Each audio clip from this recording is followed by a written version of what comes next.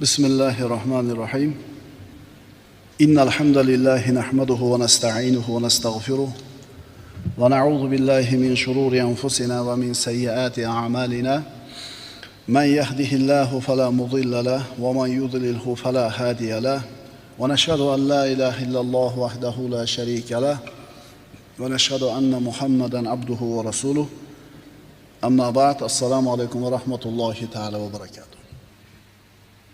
Birodarlar, mana bir necha jumadan beri baraka haqida dars qilyapmiz.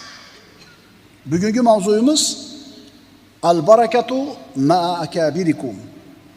Baraka sizlarning oralaringizdagi yoshi kattalar bilan birgadir. Oxirgi paytga kelib, mana shu yosh kattalarga bo'lgan hurmat, e'tibor avvalgilardek bo'lmay qo'ydi.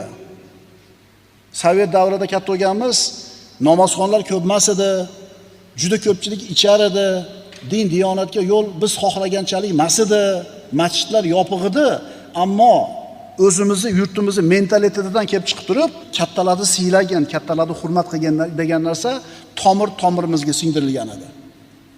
Ammo taassuf oxirgi paytga kelib, o'zini dindor deb bilgan, taqvodor deb bilgan, sunnatga amal qilyapman deb, oyatga amal qilyapman deyotgan ayrim birodarlarimizda mana shu yosh kattalarga bo'lgan behurmatlik, mensimaslik ko'payib ketganligini ko'ryapmiz. Payg'ambarimiz sollallohu alayhi vasallam aytganlar, kichkinalarimizga shafqat ko'rsatmagan, kattalarimizni hurmat qilmagan va ulamolarimizning haqqini bilmaganlar mendan emas deganlar Rasululloh sollallohu alayhi vasallam. Baraka yoshi ulug'laringiz bilandir. Kimi uyda yosh katta otasi, onasi bo'lsa, uni barakasi bor. Faqat uni bilmaydi u. Rasululloh sollallohu alayhi vasallam marhamat qildilar. Al-barakatu ma'a akabirikum. Baraka yoshi ulug'laringiz bilandir. Yoshi ulug'lardagi baraka nima? Mana baraka nima ekanligini aytdik. Baraka bir narsaning ustida ilohiy xayriyatning davomiy turishi. Misol bilan tushuntirdik. Opatedizdan qolgan ketmon bor. 100 yildan o'tib qoldi, ishlayapti. Yo'qolib ham ketmadi, cho'kib ham ketmadi suvga, biroq o'g'irlab ham ketmadi. Ishlayapti. Ungacha siz 20 ta 30 ta ketmon oldingiz, uy qurguncha nechtasi kelib, nechtasi ketdi. Demak, ularda baraka yo'q edi. Mana bu turgan ketmonda baraka bor. Tushunarlimi? Baraka bir narsaning ustida ilohiy xayriyatning davomiy bo'lishi.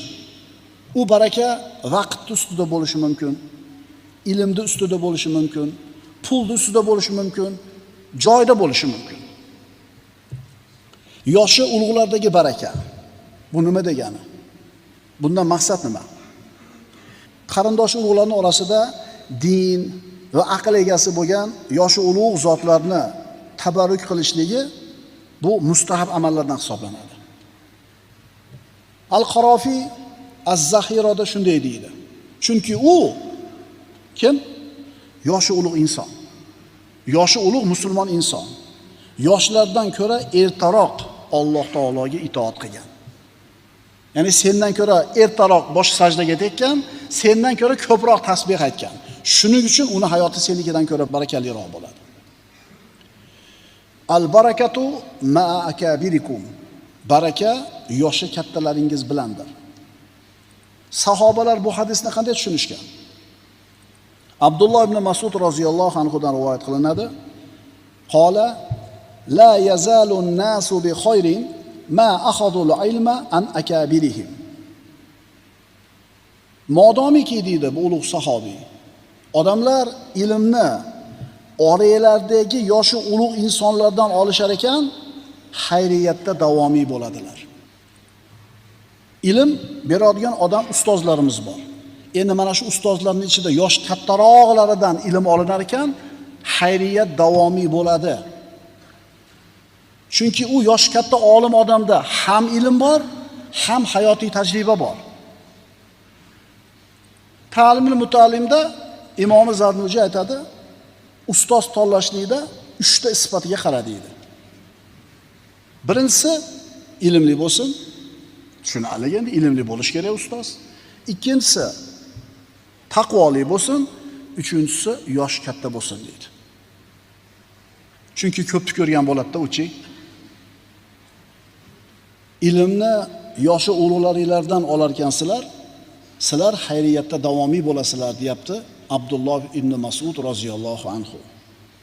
Bundan murod ana shu olimlarni hayotiy tajribalari katta bo'ladi. Ularning majlislarida xayriyat va baraka bo'ladi, din va dunyo salohiyati bo'ladi. Yoshi ulug'lar jamiyatni ustunlari bo'ladi. Endi bu yoshi ulug'lar yana ilmli bo'lsa-chi? Ulardan ta'lim, hikmat o'rganiladi. Ana shu ta'lim, hikmatni o'rgansa, yoshlarning hayoti to'g'ri ketadi. Nima uchun yosh kattalar jamiyatda ustuni deyilyapti? Nimaga yosh kattalarga quloq sol deyilyapti? Chunki ular birodarlar yoshi bir yerga borib qolgan, qiziqqonlik yo'q, o'zini bosib olgan, issiq-sovuqni boshidan o'tkazgan, shoshqaloqligi tugagan. Oq-qorani ajratishgan, ularda viqor paydo bo'lgan, nima yaxshi, nima yomon ekanligini yoshlardan ko'ra mana shu yosh kattalar yaxshi biladi. Nima yaxshi, nima yomonligini yosh kattalar yaxshiroq bilishadi. Endi ularni mana shuncha to'plab qo'ygan tajribasidan foydalanish uchun ularga murojaat qilish kerak va ularning duosini olishlikka haris bo'lish kerak. Imom Kalabazi o'zining Bahrul Favoidida shunday deydi: ularning aqllari, odoblari va fikrlari komil bo'ldi. Ularda yoshlikning yengilligi va shoshqaloqligi tugadi. Ko'p narsalarni boshlaridan o'tkazishdiki, ular bilan hamsuhbat bo'linsa, ularning odoblaridan va tajribalaridan foyda olish mumkin bo'ladi. Abu Muso Ash'ari roziyallohu anhudan payg'ambarimiz sollallohu alayhi vasallam marhamat qilib aytadilar: "Inna min ijlalillahi ta'ala ikromu zil shaybatil muslim." Albatta musulmon oqsoqolni hurmat qilishlik Allohni ulug'lashlikdan bo'ladi. Ya'ni Allohni ulug'lagan musulmon odamgina musulmon oqsoqolni hurmat qiladi. Ma'qulmi? Bu cholaring 60 ga kirganda namoz o'qigan. Bular o'zi asli manaqa bo'lgan, yoshligida manaqa bo'lgan, endi manaqa bo'lib qolishdi deydiganlarni bilasizlar-a? O'sha odamdan uzoqroq bo'laveringlar. Zato buchi o'sha yoshga yetdi. Yoshligi qanaqa bo'lishidan qat'iy nazar o'sha ishlarni to'xtatdi agar yomon ishlari bo'lsa. Tavba qilib masjidga keldi. Qani senga garanti 50 yoki 40 ga kirishingga? Albatta musulmon oqsoqolni hurmat qilishlik Allohni ulug'lashlikdan bo'ladi. Agar biz Allohni ulug'laydigan yoshlar bo'lsak, musulmonlar, o'zimizdan yosh katta musulmonlarni, oqsoqollarni albatta hurmat qilishimiz kerak ekan. Bu bizni Allohga bo'lgan taqvoimiz bir ko'rinishi bo'ladi. Yosh kattalar, aytdik, bular to'xtangan odamlar. Dunyoni zeb ziynatidan zerikkan, yegan, ichgan, kiygan, safar qilgan, dunyoni shahvatlaridan zerikkan. Shuning uchun ularni so'zlarida hikmat bo'ladi. Ota-onasi bor, o'tirmaydi, ish ko'p, bitta hovlida yashaydi, orada bir necha kun o'tib ketadi, ota-onasi bilan ko'rishmaydi. O'pkalab malollasa nima qilaylik deydi. Ham yo'qni qilib beryapman-ku deydi. Uy joyi bor. Yeyish, ishi hammasi zo'r, kiyim-kechagini qilib berganman. Nima qilishim kerak yana deydi. O'g'il bola, otang seni-chi, olib beradigan ovqatingga, kiyimingga muhtoj emas. Seni o'zini yonida bo'lishini xohlaydi xolos. Bu qarib qolgan ota-onaning asosiy ehtiyoji ruhiy va ma'naviy qadr-qimmatida. Ular ana shu farzandlarini, oila a'zolarini o'zini yonida bo'lishni xohlaydi. Ulardan hurmatni, izzat, ehtiromni ko'rishlikni xohlaydi. Shuning uchun ota-onasi borlar, eshitib qo'yinglar, dunyodagi eng boy odam sizlar. Otangiz bormi, onangiz bormi, ikkalasi bormi, eng boy odam siz. Ertaga ketib qoladi. Ketib qoladi. Bormasan deydigan odam ham qolmaydi. Imom Molikdan keltiriladi: "Va min ta'zimillahi azza va jalla ta'zimu dish-shaybatil muslim." Albatta musulmon oqsoqolni ulug'lashlik Allohni ulug'lashlikdan bo'ladi. Mana endi yoshi ulug'larni islomda, iymonda yoshi ulg'aygan kishilarni fazilat haqida payg'ambarimizni quyidagi hadisini o'qiymiz. Rasululloh aytadilar: laysa ahadun afzal indallohi min mu'minin yu'ammaru fil islam li tasbihihi va takbirihi va tahlilihi. Rasululloh aytibdilar, Allohning nazdida islomda yoshi ulg'aygan mu'mindan ko'ra hech kim afzal bo'lmaydi. Tasbihi uchun, takbiri uchun, tahlili uchun. Musulmon bo'lib tug'ildi, musulmon bo'lib yashadi, musulmon bo'lib qarida oqsoqol bo'ldi. Mana shu odam Alloh uchun eng sevimli banda. Nima uchun? Tasbih aytgani uchun, takbir aytgani uchun, tahlil aytgani uchun. Qaranglarda, islomda bo'lib turib uzoq umr ko'rishlik qanchalar xayriyat ekanligini bitta misoli. Talhat ibn Ubaydulloh radhiyallohu anhu tirikligida jannatli ekanligini Rasulullohning tilidan eshitgan ashara-i mubashsharaning bittasi. Ikkita odam kelib, kalima keltirib, musulmon bo'ldi payg'ambarimizning huzurida. Ikkita odam teng musulmon bo'ldi. Orada bir qancha vaqt o'tdi. Haligi ikkita odamning birinchisi jihodga chiqib shahid bo'ldi. Alloh shahidlikni ato qildi. Oradan bir yil o'tdi. Haligi ikkita odamning ikkinchisi o'zining uyida to'shagida oddiy o'lim bilan o'ldi. Talha roziyallohu anhu tush ko'rdi. Tushida jannatning eshigini oldida turganmish. Yonida boyagi ikkala kishi. Bittasi shahid bo'lib ketgan 1 yil burun, bittasi oddiy o'lim bilan o'lgan 1 yil keyin. Jannatning eshigi ochildi, u yerdan chiquvchi chiqdi-da, o'zini to'shagida oddiy o'lim bilan o'lgan odamni birinchi olib kirib ketdi. Bir qancha vaqt o'tgandan keyin ikkinchi marta chiqib, shahid bo'lib o'lganni keyin olib kirib ketdi. Bir oz turganidan keyin Talha roziyallohu anhu haligi chiquvchi chiqib, senga hali vaqt bo'lmadi dedi. Uyg'onsa tushi. Rasululloh sallallohu alayhi vasallamning oldida mana shu tushini aytib berdi. Talha roziyallohu anhu. Shunda sahobalar subhanalloh, subhanalloh deb hayron bo'lishdi. Rasululloh aytdilar, nimaga hayron bo'lyapsizlar? Nimadan hayron bo'lyapsizlar? Ular aytishdi, yo Rasululloh, ikkalasi teng iymonga keldi. Bittasi shahid bo'lib o'ldi. Ikkinchisi 1 yil keyin oddiy o'lim bilan o'ldi. Nimaga shahid birinchi kirmadi? Nimaga oddiy o'lgan odam uyiga birinchi kirdi jannatga dedi. Rasululloh aytdilar, keyin o'lgan odam 1 yil uzoqroq umr ko'rdimi? Ko'rdi. Falon rakat namoz, falon amallar va ro'zani ham qo'shimcha tutdimi? Ha. Demak, buni ajri undan ulug' bo'ladi dedilar. Endi tushunyapsizlarmi? Islomda soch soqori oqarib, iymon e'tiqodida, ibodatda turibdimi shu oqsoqol? Hadisda aytayapti, tasbihi, tahlili, takbiri uchun Alloh uchun bundan afzal odam bo'lmaydi deyapti. Yosh kichkinalar, yosh kattalarni hurmat qilishini bu bizni ixtiyorimizdagi ishimiz ekan deb o'ylamanglar. Bu vojib amal. Demak, shahid bo'lib ketgan odamdan ko'ra 1 yil uzoqroq umr ko'rib, ko'proq amal qilgan odam jannatga birinchi kirayotganligi siz bilan bizga islomda siz bilan bizdan ko'ra uzoqroq umr kechirgan inson bizdan yaxshiroq inson bo'lishligini bildiradi. Yoshlar kuchli bo'ladi, shijoatli bo'ladi, g'ayratli bo'ladi, lekin tajribasi bo'lmaydi. Agar ana shu yosh kattalarni hurmat qilib, ularning tajribasini oladigan bo'lsa, ularda bor hikmatni olishadigan bo'lsa, juda ko'p xatolardan saqlaydi o'zini yoshlar. Undan tashqari jamiyatda bosh bo'lgan odamlar hurmati bo'lmasa jamiyatga, bunday jamiyat yo'lidan chiqadi. Qaytaraman. Jamiyatga peshvo bo'lish kerak bo'lgan yosh katta ulug' insonlar behurmat qilinsa, bu jamiyat parokandalikka yuz tutadi. Kattalar gapi o'tmasa yoshlarga nima bo'ladi? Dinimizning dushmanlari birodarlar bu narsani yaxshi biladi. O'shuning uchun ulug' shaxsiyatlarni, ulamolarni, yoshi ulug'larimizni har xil fitnalar bilan obro'yini tushirishga harakat qiladi. Nima qiladi?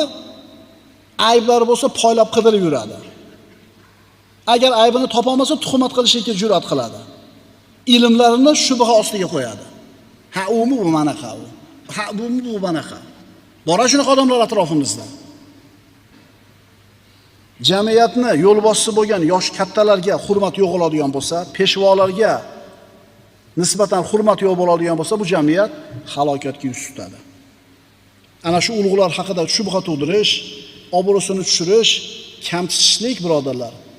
Bizni dinimizda ham, millatimizda ham yo'q bo'lgan narsa. Yosh katta odamni nazaridan qolma degan gap bor bizda. Shuning uchun islom olamida birodarlar, mana shu yosh ulug'larni hurmat qilishlik muhim amallardan hisoblanadi. Bundan tashqari kama tadim tudan deyiladi. Nima eksang shuni o'rasan degani. Rasululloh aytadilar: "Ma akrama shabun shaykhon li sinnihi illa sakharallohu lahu man yukrimuhu inda sinnihi." Yosh yigit bir qariyani uning yoshi uchun hurmat qilib qo'ysa, yosh yigit, yosh katta qariyani yoshi ulug'ligi uchun hurmat qilib qo'ysa, bu yosh yigit ham yosh katta bo'lib qaraganida uni hurmat qiladigan kimsaga ro'baro bo'ladi. Nima eksang, shuni o'rasan. Rasululloh boshqa hadislarda marhamat qiladilar. Ya'ni yoshlarimizga rahim qilmagan va oqsoqollarimizni ulug'lamagan odam bizdan emas. Rasululloh tonyaptilar bunaqa odamdan. Yoshlarga beshafqat, kattalarga behurmat. Demak, bu siz bilan bizni zimmamizdagi vojib bo'lgan amal. Musulmon jamiyatida yosh kattalarning obro'si, hurmati muhim bo'ladi. Kim yoshi ulug' olimni, umuman olimni haq huquqini tan olmasa, uni behurmat qilsa, Rasululloh sollallohu alayhi vasallam bunaqa odamdan yuz o'girganlar. Keyingi hadisga quloq tutamiz. Laysa min ummati man lam yujilla kabirana va yarham saghirana va ya'rif li alimina haqqahu. Uboda ibn Somit roziyallohu anhudan payg'ambarimiz aytadilar: kattamizni hurmat qilmagan, kichigimizga rahim qilmagan va olimimizning haqqini tan olmagan kishi mening ummatimdan emasdir. Imom Ahmad rivoyat. Demak, kattani hurmat qilish kerak, kichikka rahim shafqatli bo'lish kerak, olimning haqqini bilish kerak. Olimni haqqini tan olmagan, behurmat qilgan odam Rasululloh bunaqa odamdan tonyaptilar, mendan emas deyaptilar. O'zi anaqa bo'lsa-chi, domla, mana seni ishing emas o'shaqa bo'lganda hamchi. Sen o'zing bilan ovora bo'ldi. Imom Hokim rivoyat qilgan hadisda bunday deyiladi: Laysa minna man lam yujilla kabirana va yarham saghirana va ya'rif li alimina haqqahu. Kimki kattamizni hurmat qilmasa, kichigimizga rahim qilmasa va olimimizning haqqini bilmasa, bizdan emasdir. O'shuning uchun qadimdan bu yurtdagilar ilmli odamni ko'rganda hurmat bajo keltirgan. Chunki uni hurmat qilishligi o'zini foydasi edi. Ilm birodarlar buyuk ne'mat. Ilmni haqqini tan olmaslik odamlarni ilmga bo'lgan qiziqishini so'ndiradi. Agar jamiyatda olimlarning hurmati bo'lmasa, ilmga rag'bat bo'lmaydigan bo'lsa, bu jamiyat yana parokandalikka yuz tutadi. Hikmatda aytiladi: Al-ummatu allati laysa laha akabiru laysat umma. Al-umma allati laysa laha akabiru laysat umma. Kattalari, ulug'lari yo'q millat emas. Al-barakatu ma'a akabirikum.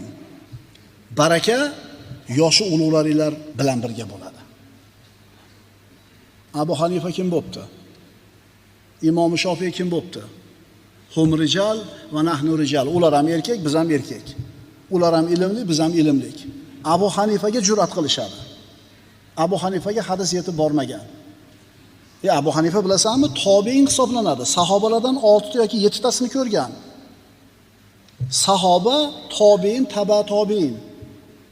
To'ralar mazhab boshi imomlarimiz birodarlar, yo tobiin yo taba tobiin bo'ladi. Rasululloh maqtagan 3 ta asrning vakillari, Rasulullohning zamoni saodatiga yaqin bo'lgan insonlar, shularni sha'niga noma'qul so'zlarda aytayotganlar musulmonmikin deb olgin keladi-da. Qolgan 3 ta imom, mazhab bosh imomlar, Imom Azamni Imom Azam degan shular. Eng ulug' imom degan. Imom Ahmad ibn Hanbaldan so'rashdi. 100 mingta hadis bilgan odam fatvo aytsa bo'ladimi dedi? Yo'q dedi.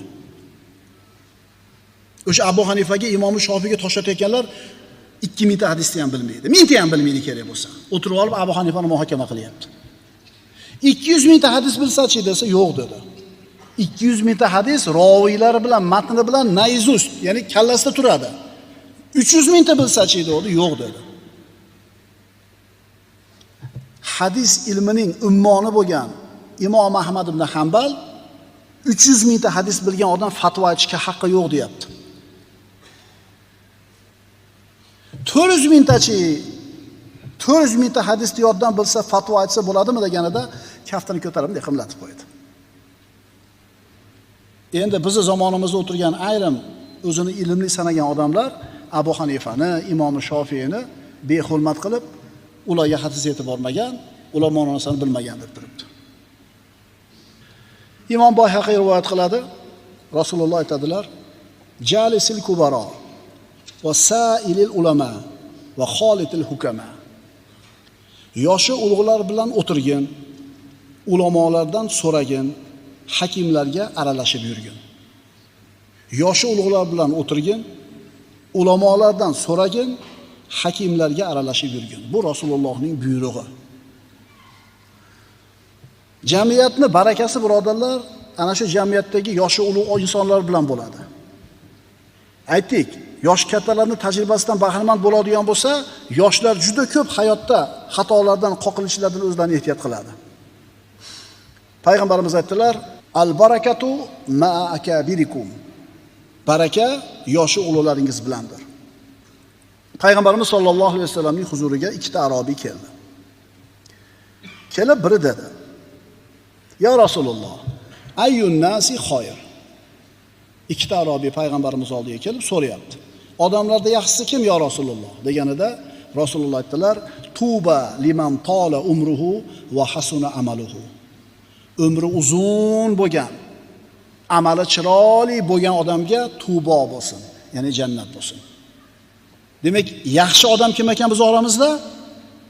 Umri uzun, ya'ni yoshi katta va amali chiroyli bo'lishi kerak ekan.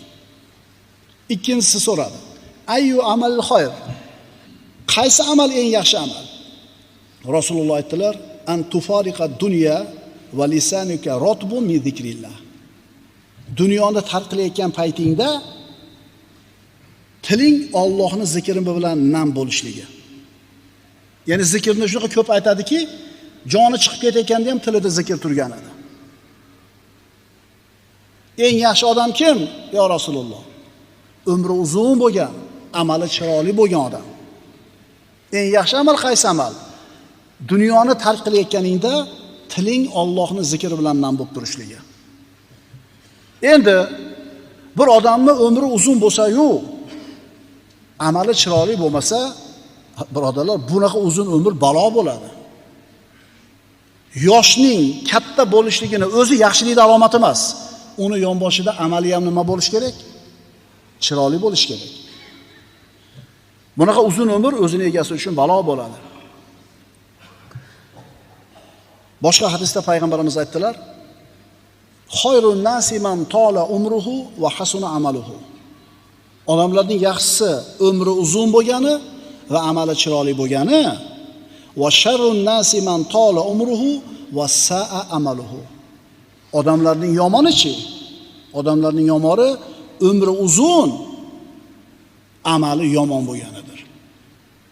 Agar yoshi katta bo'lib, yomon amallardan tiyilmayotgan bo'lsa, aroq ichsa, birov ko'rsatmay, qimor o'ynasa, protsentga pul bersa, zino qilsa, qo'yingki, amallari xunuk bo'ladigan bo'lsa, mana shu yoshi katta odam jamiyatdagi eng yomon odam bo'ladi. Alloh azza va jalla hammamizni umrimizni uzun va amallarimizni chiroyli bo'lishiga tavfiq bergan bo'lsin. Aqulu qawli hada va astaghfirulloh li va lakum. Innalloha va malaikatahu yusalluna alan nabiy. Ya ayyuhallazina amanu sallu alayhi va sallimu taslima. Vassalomu alaykum va rahmatullohi ta'ala va barakatuh.